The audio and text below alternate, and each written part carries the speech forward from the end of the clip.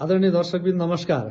यतिखेर म गोर्खा दरबार संग्रहालयमा छु र त्यतिखेर पृथ्वीनारायण शाहले प्रयोग गर्ने यो गोर्खा दरबारमा प्रयोग गरेको राजगद्दी अहिले यसरी सुरक्षित तरिकाले चाहिँ संग्रहालयमा सुरक्षित तरिकाले राखिएको छ। यो चाहिँ तत्कालीन समयमा पृथ्वीनारायण शाहले राजगद्दीमा यसरी बसेर चाहिँ यहाँको दरबार चाहिँ चलाउनुहुन्थ्यो र विभिन्न 2224 राज्यहरूलाई एकीकरण गरेर एउटा राम्रो तरिकाले नेपाललाई एकीकरण गर्नुभएको थियो र यही दरबारबाट उहाँले चाहिँ आफ्नो राज संस्था चलाउनु भएको थियो र राजगद्दी पनि चलाउनु भएको थियो। यो चाहिँ राजा बस्ने ठाउँ राजगद्दी हो।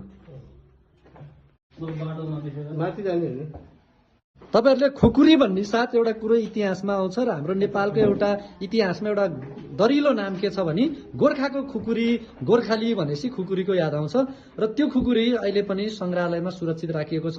गोर्खाली भनेपछि विश्वभरि एकदम नाम प्रचित नाम पनि हो र त्यो स्वरूप पृथ्वीनारायण शाहले प्रयोग गरेको हतियार मध्ये एउटा खुकुरी पनि यसरी गोर्खा दरबारमा सुरक्षित रूपमा राखिएको छ। त्यतिखेर कति लामो हतियार रहेछ ल हेर्नुस्, खुकुरी हेर्नुस्।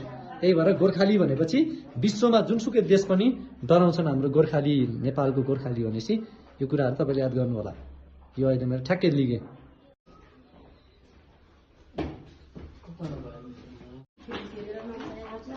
यो तरबार हात हतियारहरू हो।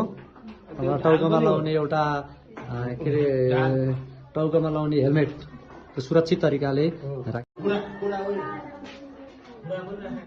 अब यहाँ चाहिँ के छ भने तत्कालीन समयमा तपाईको यो नेपालका विभिन्न 2224 राज्यहरूलाई एकीकरण गर्ने क्रममा पृथ्वीनारायण शाहले प्रयोग गरेका विभिन्न हात हतियारहरू चाहिँ यहाँ संग्रहालयमा यो गोर्खा दरबार संग्रहालयमा सुरक्षित राखिएको रहेछ।